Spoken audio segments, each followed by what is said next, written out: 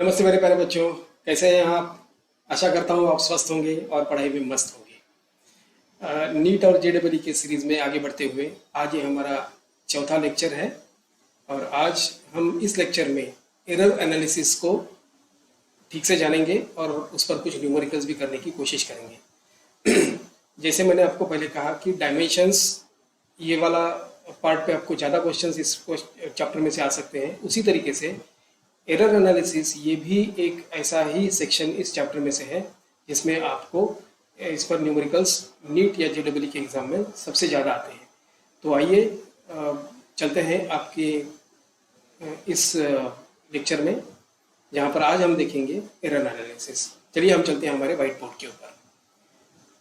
अब चूँकि मैं थोड़ा सा रिवाइज कर लेना चाहता हूँ, तो हमने सबसे पहले तो लास्ट वाले लेक्चर में देखा था कि अलग अलग क्वांटिटीज़ के हम डायमेंशंस किस तरीके से फाइंड आउट कर सकते हैं। और मैंने आपको ये भी बात कही थी कि डायमेंशंस वो पार्ट होता है जहाँ पर हम फंडामेंटल क्वांटिटीज़ के नोटेशन को किसी पावर से रेज करते हैं।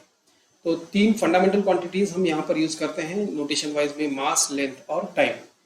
आप इन तीनों फंडामेंटल क्वांटिटीज़ को एक्सप्रेस करते हुए किसी भी फिजिकल क्वांटिटी का डायमेंशंस आप फाइंड आउट कर सकते हो। और मैंने आपको एक बात भी कही थी कि जब धीरे धीरे आपको जैसे जैसे सिलेबस आगे बढ़ता रहेगा, आपको जो क्वांटिटीज़ मालूम हो जाएंगे, जो क्वांटिटीज़ आप अच्छी तरीके से जान पाओगे, उन क्वांटिटीज़ का डायमेंशन आप आसानी से फाइंड आउट कर सकते हो। तो डायमेंशंस को याद रखने की ज़रूरत नहीं है, क्योंकि डायमेंशंस आसानी से हम डिड्यूस कर सकते हैं, उसको हमें याद रखने की ज़रूरत नहीं है। सिर्फ ज़रूरत यह है कि हर फिजिकल क्वांटिटी का डायमेंशंस हम किस तरीके से फाइंड आउट कर सकते हैं, ये आपको याद में रखना है।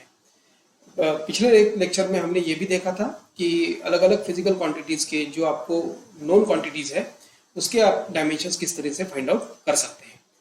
आज हम आगे बढ़ते हुए देखेंगे एरर एनालिसिस क्या किसे कहते हैं, एरर किसे कहते हैं, और कोई भी फिजिकल क्वांटिटी जब हम मेजर करते हैं, चाहे वो इंस्ट्रूमेंट से रहो या चाहे कैलकुलेशन से रहो, उन फिजिकल क्वांटिटीज़ में अगर वो एरर के साथ है तो हम उसमें एरर किस तरीके से फाइंड आउट कर सकते हैं, ये आज वाले लेक्चर में हम देखेंगे।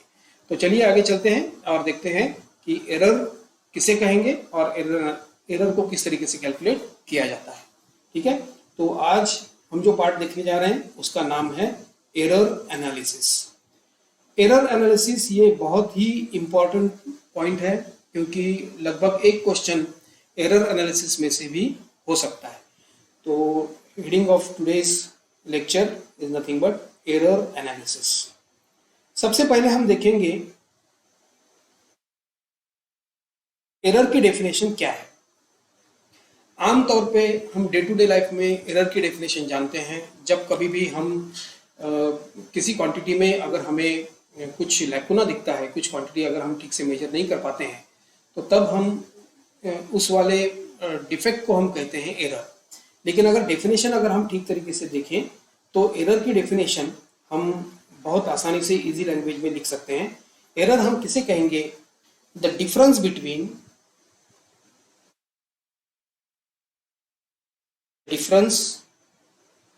Between measured value and true value. अब आपको धीरे धीरे पता चल जाएगा कि ट्रू वैल्यू हम किसे कहेंगे। ठीक है, measured value and true value, ये जो डिफरेंस आता है इसे हम कहेंगे एरर। तो मान के चलो फॉर एन एग्जांपल, आप स्क्रू गेज से या वर्नियर कैलिपर से अगर कोई मेजरमेंट अगर आप कर रहे हो, कोई डायमीटर किसी वायर की आप फाइंड आउट कर रहे हो, कोई आप लेंथ मेजर कर रहे हो, एक्चुअल उस ऑब्जेक्ट की लेंथ सपोज 2.5 सेंटीमीटर है, लेकिन गलती से किसी कारणवश आपने उसको 2.3 या 2.4 फाइंड आउट कर लिया। तो चाहे कारण कुछ भी हो, रीज़न कुछ भी हो, लेकिन आपने जो एक्चुअल मेजरमेंट है वो एक्चुअल मेजरमेंट आपने यहाँ पर फाइंड आउट नहीं किया है, कुछ एरर के साथ आपने यहाँ पर कैलकुलेशन की है। तो ये जो डिफरेंस आता है एक्चुअल वैल्यू और आपने जो वैल्यू मेजर की है, उस ये जो डिफरेंस आ रहा है उसे हम कहेंगे एरर।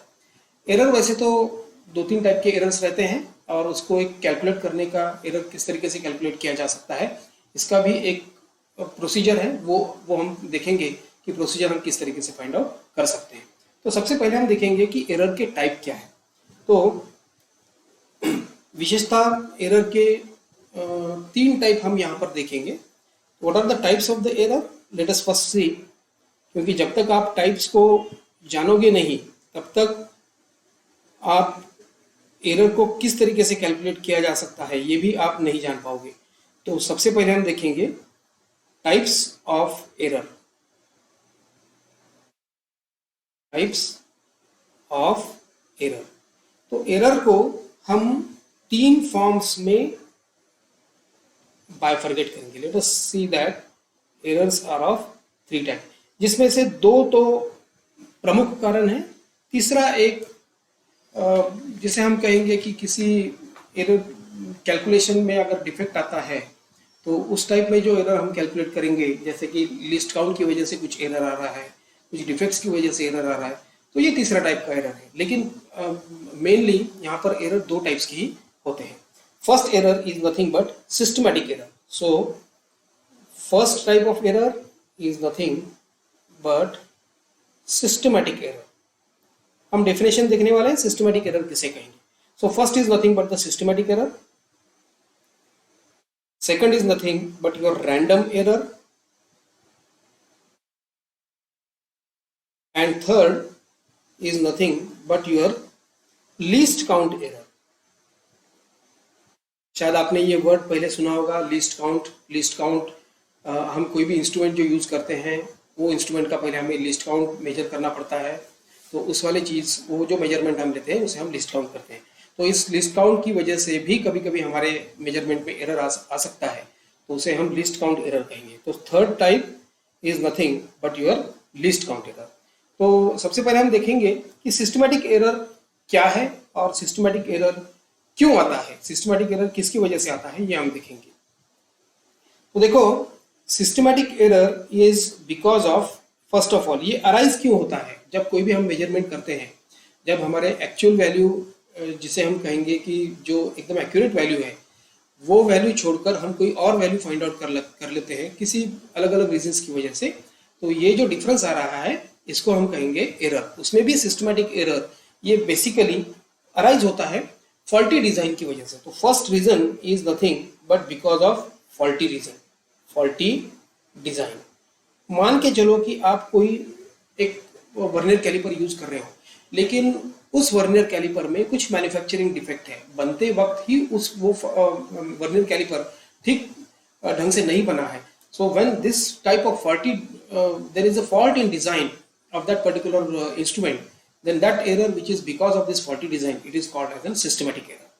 Now और एक इसमें वजह है कि बहुत बार हमें जो हम मेजरमेंट कर रहे हैं, because of the wear and tear, because of the excessive use of that particular instrument, वो इंस्ट्रूमेंट में कभी कभी डिफेक्ट आ जाता है। तो उसकी वजह से हमें वो जो इंस्ट्रूमेंट है उसे हमें मेंटेन करना पड़ता है, बार बार उसे हमको ठीक ठाक करना पड़ता है। तो अगर हम किसी वजह से अगर उसको मेंटेन नहीं कर पाते हैं तो वो जो इंस्ट्रूमेंट है वो नॉन कैलिब्रेटेड इंस्ट्रूमेंट हो जाता है। सो because of this non calibrated, because of the non calibration of the instrument कभी कभी एरर आता है। तो उस नॉन कैलिब्रेशन की वजह से जो एरर आएगा, that is nothing but also comes under the heading of the systematic error. तो इसका दूसरा एक रीजन हो सकता है कि because of non calibration. Calibration का मतलब होता है कि उस इंस्ट्रूमेंट को अप टू डेट रखना। तो अगर उसे हम मेंटेन नहीं रखेंगे, अप टू डेट नहीं रखेंगे, तो हमें फॉल्टी रीडिंग देगा। उस वजह से जो एरर्स आते हैं वो भी सिस्टमैटिक एरर के फॉर्म में आते हैं। So because of non calibration instruments this error arises. Okay, so this is also one of the reason why, because the error, systematic error appears in your measurements और in your calculations. Third is nothing but, अगर कोई operator है जो उस instrument को operate कर रहा है, अगर उसे उस इंस्ट्रूमेंट को ठीक ढंग से ऑपरेट करने का तरीका अगर नहीं मालूम होगा, प्रोसीजर उसे नहीं मालूम होगा, how to use that particular instrument, तब भी बिकॉज ऑफ द जिसे हम कहेंगे improper handling of the instrument की वजह से भी कभी कभी एरर आ सकता है। तो that error also comes under the heading of systematic error. तो third reason is nothing but imperfection imperfection in experimental procedure, imperfection in experimental procedure। जो आप एक्सपेरिमेंट कर रहे हो उसका आपको अगर प्रोसीजर ही मालूम नहीं है तो जब एरर आएगा उस एरर को हम सिस्टमेटिक एरर के फॉर्म में देखते हैं। उसके बाद ये जो सिस्टमेटिक एरर है, क्या हम इसको कम कर सकते हैं क्या? तो हाँ, सिस्टमेटिक एरर को हम आसानी से एलिमिनेट कर सकते हैं, सिस्टमेटिक एरर को हम आसानी से दूर कर सकते हैं। सो सिस्टमेटिक एरर हमारे या तो फॉल्टी डिजाइन से आता है, या अगर हम वो इंस्ट्रूमेंट ठीक ढंग से अगर इंस्ट्रूमेंट को यूज करना नहीं जानते हैं तो जो मेजरमेंट में एरर आता है, या कभी कभी एक्सपेरिमेंट का प्रोसीजर हमें या वो जो इंस्ट्रूमेंट है वो हम ठीक ढंग से उसे हम यूज नहीं करना जानते हैं, तब भी हमारे पास जो एरर आते हैं, तो that comes under the heading of systematic error. तो systematic error is very easy to eliminate. तो एलिमिनेट हम इसको किस तरीके से कर सकते हैं? जो प्रोसीजर हमें मालूम नहीं है वो प्रोसीजर हम मालूम करके जो एरर आ रहा है उसको हम एलिमिनेट कर सकते हैं। अगर आप इंस्ट्रूमेंट को ऑपरेट कैसे करना है ये आप नहीं जानते हो तो आप उस पर अगर उसकी प्रॉपर इंफॉर्मेशन आप कलेक्ट करोगे, how to take the measurements in different instruments, measuring instrument, तब भी आप ये एरर को ठीक कर सकते हो। So what is the way in which you can minimise? It can be minimised, systematic error, it can be minimised, it can be minimized by improving procedure। तो अगर हमें प्रोसीजर मालूम नहीं है तो हमें उसे इम्प्रूव करना चाहिए। जैसे आप प्रैक्टिकल्स करते हो 11th-12th में, जो आप प्रैक्टिकल करते हो, चाहे वो अलग अलग प्रैक्टिकल है, जैसे स्क्रू गेज है, वर्नियर कैलिपर है, स्पेरोमीटर है, और इलास्टिसिटी के कुछ एक्सपेरिमेंट है। अगर आपको बेसिक इंस्ट्रूमेंट यूज करना मालूम नहीं होगा तो आप डेफिनेटली वहाँ पर मेजरमेंट में एरर आपके हाथ से आएगा। So in that case you have to improve the procedure. आपको प्रोसीजर ठीक ढंग से मालूम होना चाहिए। आजकल ये एक प्रोसीजर हो चुका है, आजकल ये एक पद्धति यहाँ पर हुई है कि आमतौर पे बच्चे प्रैक्टिकल नहीं करते हैं। Through out the 2 years they won't do the practicals. लेकिन अब मैं आपको एक बात कह दूँ, ये बहुत बुरी बात है। अगर आप प्रैक्टिकल नहीं कर रहे हो तो आप उस सब्जेक्ट का नॉलेज अच्छी तरीके से नहीं गेन कर रहे हो। तो प्रैक्टिकल करना बहुत ज़रूरी है, लेकिन 99% कोई भी इंस्टीट्यूट में, कोई भी कॉलेज में, कोई भी जूनियर कॉलेज में आजकल कोई भी प्रैक्टिकल नहीं करता है।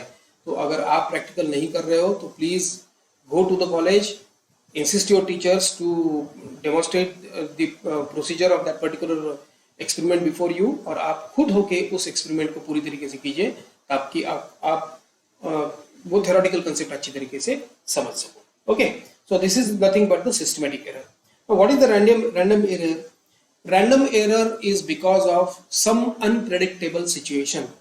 ऐसे कुछ एरर्स आते हैं कि जो अनप्रेडिक्टेबल सिचुएशन की वजह से आते हैं, जिन सिचुएशन पर हमारा कोई कंट्रोल नहीं है, उस सिचुएशन में जो एरर आते हैं उसे हम रैंडम एरर कहते हैं। तो what is the random error? Random error, the error which is occurred due to unpredictable situation। unpredictable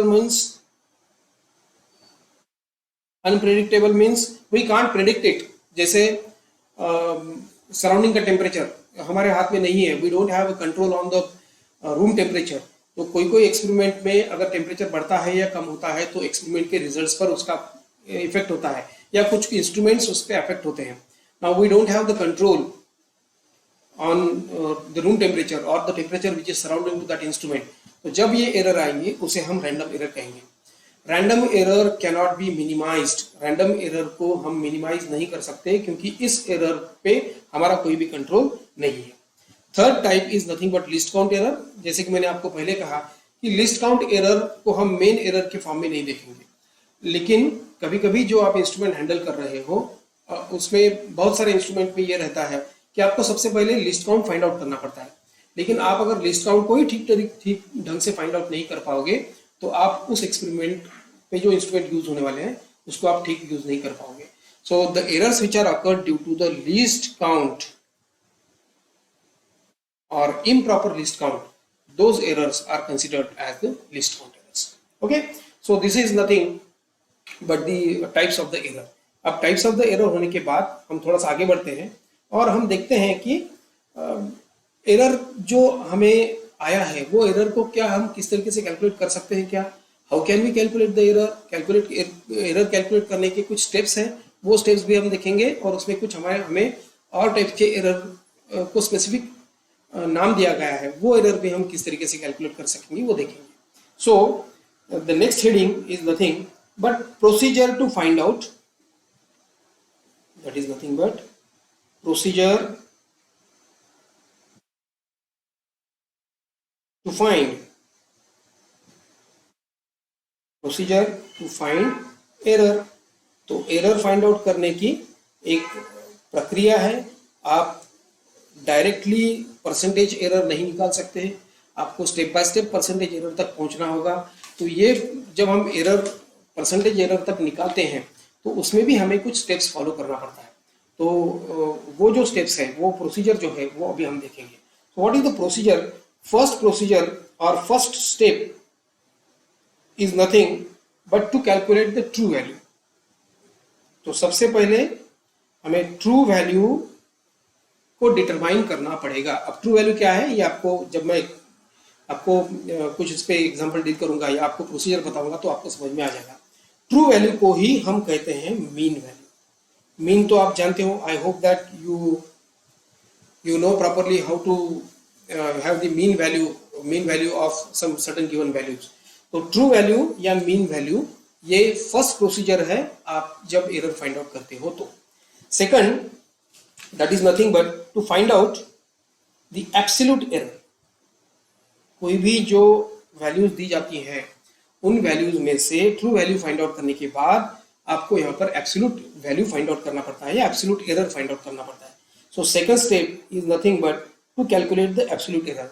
कभी कभी आपको इंडिविजुअली एब्सोल्यूट एरर या परसेंटेज एरर पर भी क्वेश्चन पूछा जाता है, तब भी आपको एब्सोल्यूट एरर या परसेंटेज एरर आपको डिटरमाइन करते आना पड़ेगा. So second step is nothing but how to calculate the absolute error. Third is nothing but how to calculate your fractional error. Okay, तो third step is nothing but to calculate the fractional error. Fractional error को ही कहा जाता है relative error. Fractional error को ही कहा जाता है रिलेटिव एरर. ठीक है, तो फर्स्ट हम फाइंड आउट करेंगे ट्रू वैल्यू, उसके बाद हम फाइंड आउट करेंगे एब्सोल्यूट एरर, उसके बाद हम फाइंड आउट करेंगे फ्रैक्शनल एरर या जिसे हम रिलेटिव एरर कहेंगे.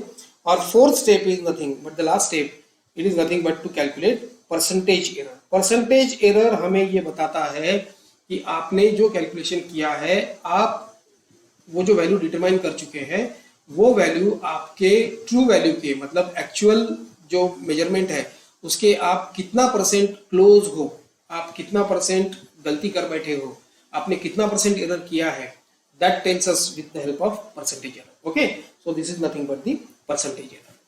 तो कुछ फॉर्मूलेज हैं, हम let us see one by one कि हम true value, absolute error, relative error और परसेंटेज एरर को किस तरीके से फाइंड आउट कर सकते हैं. तो सबसे पहले हम देखेंगे कि क्या कहेंगे, जैसे अगर आप कोई एक्सपेरिमेंट कर रहे हो, अगर कुछ सर्टेन रीडिंग्स फाइंड आउट कर ली है तो वो रीडिंग्स के द्वारा हम मीन वैल्यू या जिसे हम ट्रू वैल्यू कहते हैं वो हम किस तरीके से फाइंड आउट करते हैं. Let us take for an example. तो एग्जांपल के लिए हम देखते हैं कि आप कोई एक एक्सपेरिमेंट कर रहे हो.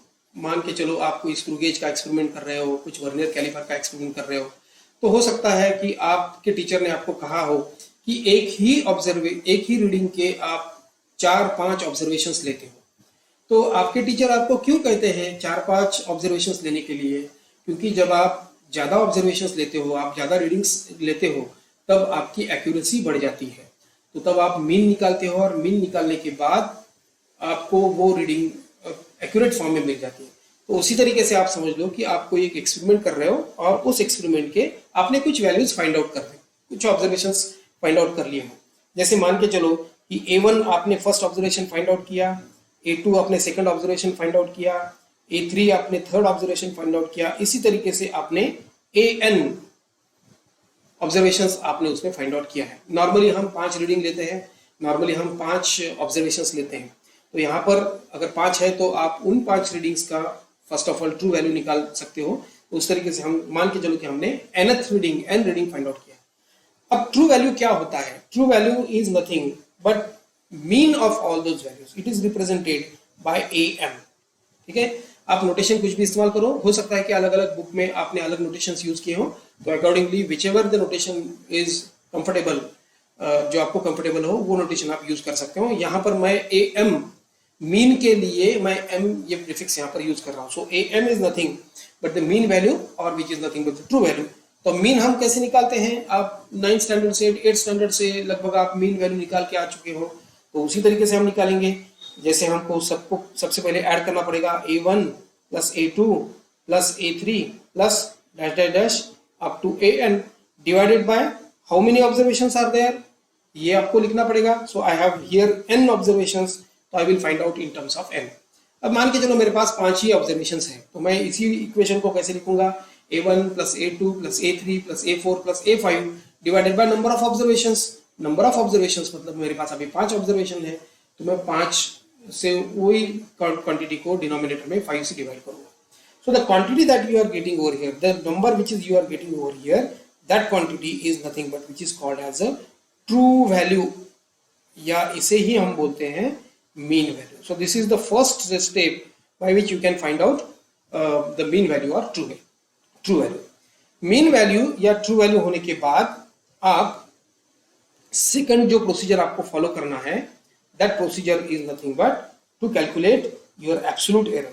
तो सेकंड प्रोसीजर में हम कैलकुलेट करेंगे what is nothing but to calculate calculation of the absolute error। तो absolute error के लिए हम इस मीन वैल्यू का यूज यहाँ पर करेंगे। लेकिन जब हम इंडिविजुअल वैल्यू को या इंडिविजुअल ऑब्जर्वेशन को ट्रू वैल्यू में से सब्ट्रैक्ट करते हैं, तो जो वैल्यू आने वाली है या जो ऑब्जर्वेशन हमारे पास आने वाला है उसे हम एब्सोल्यूट एरर कहेंगे।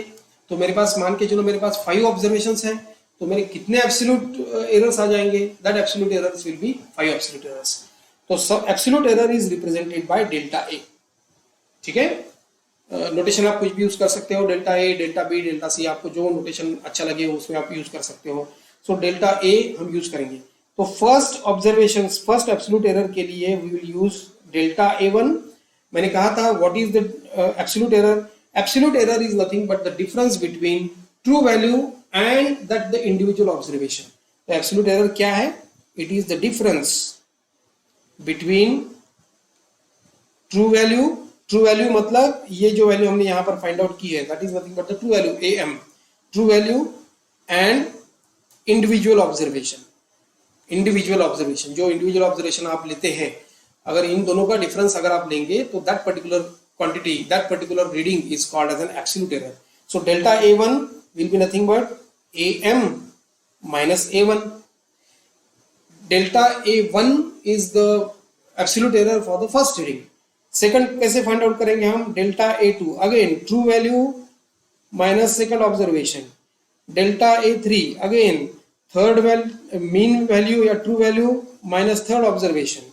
Delta A4 that is nothing but am minus a4। उसी तरीके से अगर हम ये आगे बढ़ते जाएंगे, so delta an will be is equals to am minus nth observation. अगर हमारे पास 5 ऑब्जर्वेशन है, if you have taken 5 observations, then mean value, true value minus 5th observation. So accordingly you can go ahead. तो आपके पास जितने कितने observations हैं, उन सभी ऑब्जर्वेशंस का आपको एब्सोल्यूट एरर यहाँ पर फाइंड आउट करना पड़ेगा। Now the second step involved is nothing but mean absolute error. ठीक है, तो मीन एब्सोल्यूट एरर के लिए थोड़ा रुकिए, मैं यहाँ पर स्पेस ऐड कर देता हूँ। Just moment, I will add some space over here.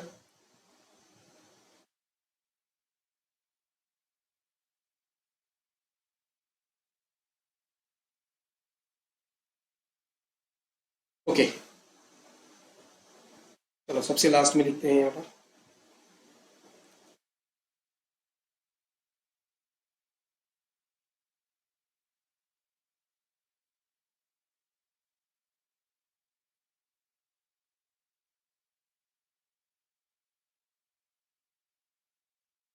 Now we will calculate mean absolute error। तो मीन एब्सोल्यूट एरर के लिए हम क्या करेंगे, जो भी हमें पूरे एब्सोल्यूट एरर मिल चुके हैं अकॉर्डिंग टू आवर ऑब्जर्वेशंस, उन सभी का हम मीन फाइंड आउट करेंगे। लेकिन mean absolute error find out करने से पहले आपको जो एब्सोल्यूट एरर आए हैं उसका आपको सिर्फ मैग्नीट्यूड लेना है। कभी कभी ऐसा हो सकता है कि एब्सोल्यूट एरर आप निगेटिव के फॉर्म में आ जाए, तो आपको उसी निगेटिव वैल्यू का सिर्फ आपको मैग्नीट्यूड कंसीडर करना है। सो that is nothing but mean absolute error can be represented by delta A mean, जिसे आप नोटेशन के फॉर्म में डेल्टा ए बार के फॉर्म में भी रिप्रेजेंट कर सकते हो। So that is equals to mod of delta A one plus mod of delta A two plus mod of delta A3 plus and so on plus mod of delta AN divided by how many observations you have n observations, तो हम यहाँ पर n करेंगे। So this is the way in which you can find out delta A mean। आगे बढ़ते हैं और देखते हैं कि डेल्टा A mean के बाद हम रिलेटिव एरर किस तरीके से फाइंड आउट कर सकते हैं। So next step is nothing but to find out the relative error। तो रिलेटिव एरर जिसे हम फ्रैक्शनल एरर भी कहेंगे, तो रिलेटिव एरर या फ्रैक्शनल एरर किस तरीके से फाइंड आउट कर सकते हैं after finding out delta A बार। तो रिलेटिव एरर को ही हम फ्रैक्शनल एरर कह सकते हैं। एक्चुअली रिलेटिव एरर या fractional error is the ratio, relative error is equals to, it is nothing but the ratio of delta A mean divided by A mean divided by A mean। इसका मतलब है it is the ratio of absolute error to the true value, क्योंकि A delta A mean क्या है, हमारा mean absolute error है, और what is A mean is nothing but our true value. तो जब कभी भी आप रेशियो फाइंड आउट करोगे, जब कभी भी आप delta A mean divided by A mean दो क्वांटिटीज का करोगे, तब आपको जो क्वांटिटी आएगी उसे हम कहेंगे रिलेटिव एरर। रिलेटिव एरर के बाद हमें परसेंटेज एरर फाइंड आउट करना पड़ता है। सो what is the percentage error? तो परसेंटेज एरर, अब जो भी हमें रिलेटिव एरर हमने यहाँ पर फाइंड आउट किया है, उस रिलेटिव एरर का अगर हम परसेंटेज के फॉर्म में एक्सप्रेशन लिखेंगे, तो that particularly becomes as the percentage error. Percentage error is represented by delta A. So delta A will be is equals to percentage error is equals to delta A mean divided by A mean, मतलब relative error जब उसे हम 100% से multiply करेंगे, so that becomes as your percentage error। So this is the procedure in which you can find out the error in any quantity up to the percentage error। अब इसमें कौन से फॉर्मूले हमें इंपॉर्टेंट है, देखो मैं यहाँ पर फॉर्मूले दे रहा हूँ। सबसे पहला तो फॉर्मूला हमारा ये वाला इंपॉर्टेंट है, this is very very important formula. This is the first step where actually you can have the mean value, या जिसे हम ट्रू वैल्यू कहेंगे। उसके बाद हमें इंपॉर्टेंट है ये वाले एक्सप्रेशंस जो आप इंडिविजुअली यहाँ पर निकालोगे। Those expressions are nothing but for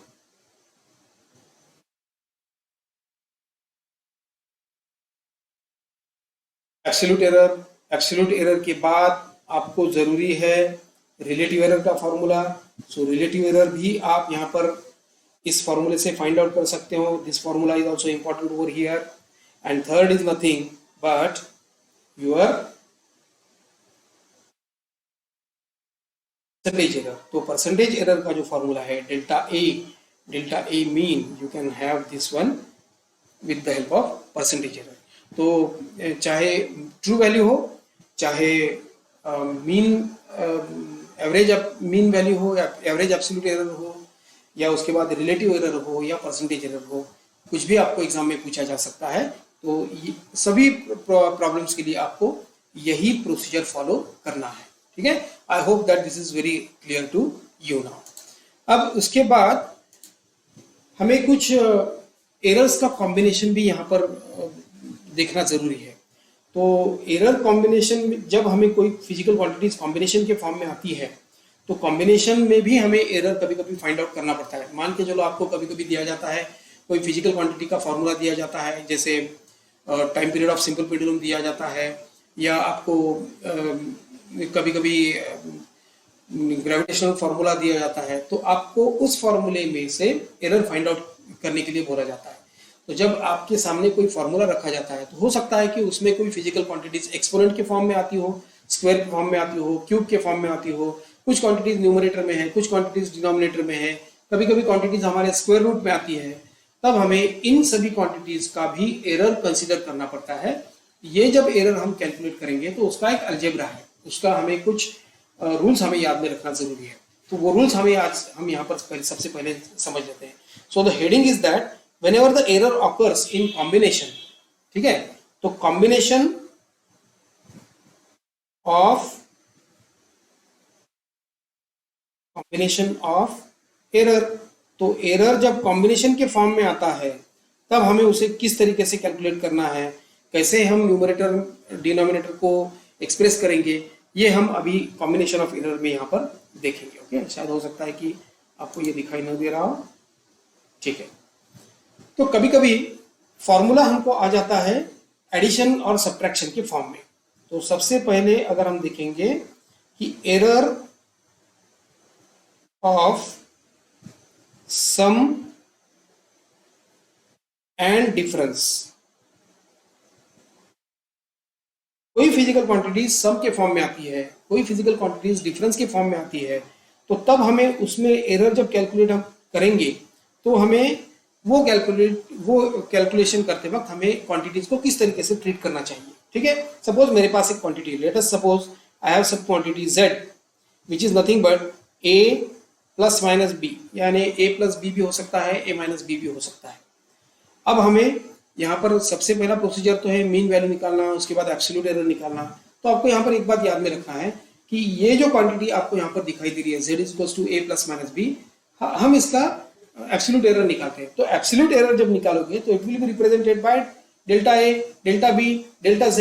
तो जब हम इसको एब्सोल्यूट एरर के फॉर्म में रिप्रेजेंट करेंगे तो यही एक्सप्रेशन हम किस तरीके से रिप्रेजेंट कर सकते हैं। So it will be represented as delta z will be is equals to plus minus delta a plus minus delta b।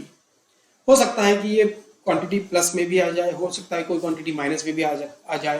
तो अगर प्लस में आती है, एडिशन में आती है, तो आपको वहां पर एडिशन करना है। आपको सब्ट्रैक्शन अगर आप वहां पर दिखाई देता है तो आपको एब्सोल्यूट एरर्स का सब्ट्रैक्शन करना है। This is nothing but your how the absolute error can be calculated when there is a sum और difference symbol happens in your formula. Okay, so this is nothing but, तो maximum absolute error हम कैसे लिख सकते हैं यहाँ पर। सो maximum absolute error in z, maximum absolute error in z can be written as delta z is equals to plus minus in bracket I can write delta a plus delta b। तो आप किसी भी फॉर्मूले में अगर आपको पूछा जाए कि एरर अगर डिफरेंस और सम के फॉर्म में आता है तो आपको क्या फॉर्मूला यूज करना है, you have to use this particular formula. Sorry, just a moment. This is an important formula where you can use sum and difference method। तो ये फॉर्मूला फटाफट लिख लीजिए, आपके बुक में ये फॉर्मूला होना जरूरी है। उसके बाद सपोज परसेंटेज एरर में हमें एडिशन और सब्ट्रैक्शन अगर आता है तो हमें ये किस तरीके से रिप्रेजेंट करना है। That can be represented with the help of z is equals to percentage error in value of z. How can you write this as? That is nothing but z is equals to delta a plus delta b divided by a plus b into 100%। तो absolute error अगर आपको यहाँ पर percentage के form में represent कर दिया जाए तो आपको यहाँ पर इस तरीके से उसको परफॉर्म करना है, राइट। और अगर यही क्वांटिटी हमारे पास अगर सब्ट्रैक्शन के फॉर्म में आती है तो simply you can write z is equals to, numerator में तो सेम रहेगा, ठीक है, delta a plus delta b divided by a minus b into 100%। Okay, so this is all about what if the error occurs in terms of what you call this as in terms of your addition और subtraction. तो error को भी आपको यहाँ पर add करना है या सब्ट्रैक्ट करना है, ठीक है। Now second thing is that when the error comes in, suppose कोई फॉर्मूला में प्रोडक्ट या डिवीजन रहता है, तब आप एरर जब कैलकुलेट करोगे तो आपको किस तरीके से कैलकुलेट करना है। So next is nothing but error in product. अगर दो क्वांटिटीज का प्रोडक्ट आता है उसका एरर आपको फाइंड आउट करना है, या प्रोडक्ट और in terms of division. Suppose मेरे पास कोई क्वांटिटी है, let I have some quantity with me, so that quantity is nothing but let z is equals to a into B, ठीक है। दो क्वांटिटीज का प्रोडक्ट है, तो a एक फिजिकल क्वांटिटी है, b एक फिजिकल क्वांटिटी है, तो z is equals to a dot b है, that is a into b is nothing but the product of two quantities. Now when I calculate the error, absolute error या relative error जब हम find out करेंगे तो हमें ये किस तरीके से लिखना है, मैक्सिमम रिलेटिव एरर या मैक्सिमम फ्रैक्शनल एरर जिसे हम कहेंगे। So maximum relative error is equals to delta z by z. Delta z is nothing but the absolute error, z is nothing but your true value, okay. So delta z divided by z will be equals to, अब देखिए इस formula में आपको दिखाई दे रहा है यहाँ पर प्रोडक्ट है, लेकिन जब आप एरर में कैलकुलेट करोगे तो आपको वहां पर प्रोडक्ट नहीं लेना है, आपको वहां पर एडिशन ही करना है। So ultimately this becomes as delta A divided by A plus delta B divided by B. Now this is nothing but how if the quantity appears to be in the form of the product of the two physical quantities. जब आप उसका error find out करोगे, relative error find out करोगे, maximum relative error find out करोगे, तब आपको उसको error भी आपको एडिशन के फॉर्म में वहां पर लिखना है। सपोज यहाँ पर प्रोडक्ट न होते हुए मेरे पास z is equals to a over b है, a डिवाइडेड बाय b है। जैसे हमने यहाँ पर प्रोडक्ट जब रिलेटिव एरर के फॉर्म में कैसे रिप्रेजेंट करना है, तो रिलेटिव एरर के फॉर्म में हमें एडिशन करना है। उसी तरीके से जब when the quantity is in the form of the quotient, the quantity in the form of the a divided by d, a divided by b, तब भी आपको यहाँ पर जब आप maximum relative error find out करोगे तो आपको सेम प्रोसीजर यहाँ पर फाइंड आउट करना है।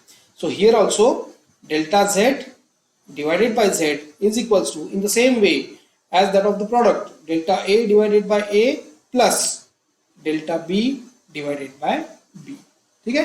तो ये दोनों भी फॉर्मूला यहाँ पर इंपॉर्टेंट है। देखिए इन फॉर्मूलेज का हमें बार बार यूज करना पड़ेगा। ये जो फॉर्मूलेज यहाँ पर मैंने दिए हैं, this formula is very very important, this formula is also very very important. जब कोई भी प्रोडक्ट आता है या जब कभी भी आप डिवीजन आता है, so in that case, in both the cases you have to use the same formula over here. तो delta z divided by z अगर प्रोडक्ट हो तो delta a divided by a plus delta b divided bye b, delta b divided bye b। या अगर division भी आता है तभी आपको सेम फॉर्मूला यूज करना है। ऐसा नहीं करना है कि प्रोडक्ट है तो हम एरर्स में भी प्रोडक्ट करेंगे, डिवीजन है फॉर्मूले में तो प्रोडक्ट में भी डिवीजन करेंगे, ऐसा नहीं करना है। तो ये चीज आपको थोड़ा सा याद में रखना है। अच्छा, कुछ क्वांटिटीज हमारे पास आती हैं जहां पर quantities comes in the form of some power, ठीक है। तो एरर, थर्ड वाला फॉर्मूला हमारे पास आता है, error when the physical quantities comes in the form of the power, error in the form of power. कोई फिजिकल क्वांटिटी का power जैसे a स्क्वायर है, b क्यूब है, c क्यूब है, स्क्वायर रूट ऑफ a है, तो ऐसे जब फिजिकल क्वांटिटीज हमारे पास आएगी सपोज, तब हमें उसका एरर जब कैलकुलेट करेंगे तो हमें किस तरीके से कैलकुलेट करना है ये भी एक बार देख लो। सपोज मेरे पास कोई क्वांटिटी है, let I have this physical quantity z is equals to, अब यहाँ पर मैं कुछ पावर कंसीडर करूंगा। So let z is equals to a to the power m, b to the power n divided by c to the power l। आप ये power कोई भी हो सकता है, स्क्वायर हो सकता है, क्यूब हो सकता है, फोर्थ रूट हो सकता है, टू द पावर हाफ हो सकता है, स्क्वायर रूट हो सकता है, कुछ भी हो सकता है। जब ये पावर्स आप किसी भी फिजिकल क्वांटिटीज का आएगा तो आपको जब रिलेटिव एरर आप फाइंड आउट करोगे, so that will become as delta z divided by z is equals to, अब a to the power m है तो ये जो भी पावर है उसको पहले आप मल्टीपल्स के फॉर्म में ले लीजिए। तो मैं इसी को लिख सकता हूं m delta a divided by A, देखो m पावर था, मैंने उसको प्रोडक्ट के फॉर्म में, मल्टीपल्स के फॉर्म में ले लिया, प्लस हमें तो मालूम है जब रिलेटिव एरर प्रोडक्ट के फॉर्म में आता है तो हमें, सॉरी फिजिकल क्वांटिटी प्रोडक्ट के फॉर्म में आता है तो हमें रिलेटिव एरर उसका एडिशन ही करना पड़ता है। तो यहाँ पर a to the power m multiplied by b to the power n है, तो हमें यहाँ पर ऐड करना पड़ेगा, तो उसी तरीके से मैंने यहाँ पर ऐड किया है, right. So that is nothing but the addition हो रही है। नाउ जिस तरीके से मैंने m delta a divided by a किया है, अभी उसी तरीके से मुझे n delta b divided bye b करना पड़ेगा, ठीक है। अब यहाँ पर c डिनोमिनेटर में है, तो हमने a डिवाइडेड बाय b का फॉर्मूला यहाँ पर देखा है, we have seen this a divided by b। तो जब हम a डिवाइडेड बाय b करेंगे तो तब भी हमें उसको एडिशन के फॉर्म में लेना पड़ेगा। सो that is nothing but l delta c divided by c। So this is the formula if at all the quantity comes in the form of a power raised, तो यहाँ पर आपको यही वाला फॉर्मूला यूज करना है। बाई चांस अगर कोई भी क्वांटिटी आपके पास, कोई भी क्वांटिटी अगर आपके पास आ जाती है कि जो पावर के फॉर्म में एक्सप्रेस की गई हो, तब उसे भी आपको वो पावर को मल्टीपल्स के फॉर्म में वहां पर लेना जरूरी है। So this formula is also very very important over here. So please make it underline in your notebook that this formula, whenever the problems comes or the formula comes in the form of having a power, ठीक है। तो ये कुछ हमने फॉर्मूले देखे which is very very important over here। तो ये theoretical part यहाँ पर हमारा खत्म हो जाता है। अगले वाले लेक्चर में हम डिफाइन करेंगे कुछ न्यूमेरिकल्स के साथ। ये जो पूरे रिलेटिव एरर, परसेंटेज एरर तक हमने जो कॉन्सेप्ट देखा है, किसी भी न्यूमेरिकल में आप उसे किस तरीके से फाइंड आउट कर सकते हो, उसके एग्जांपल्स के तौर पे हम कुछ एग्जांपल्स देखेंगे और हम देखेंगे सिग्निफिकेंट फिगर क्या है। तो अगला वाला लेक्चर हमारा इस चैप्टर के लिए आखिरी वाला लेक्चर रहेगा, उसके बाद हम नेक्स्ट चैप्टर में चले जाएंगे।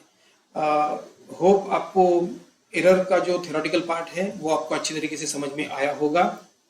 तो आशा करता हूँ कि कंसेप्ट में अभी आपको कोई प्रॉब्लम नहीं रहेगा। अगले वाले लेक्चर में हम इस पर कुछ न्यूमेरिकल्स देखेंगे जो फ्रीक्वेंटली आस्क्ड न्यूमेरिकल्स है, या जिस टाइप के एग्जामिनेशन न्यूमेरिकल्स एग्जामिनेशन में आते हैं वो हम अगले वाले लेक्चर में देखेंगे।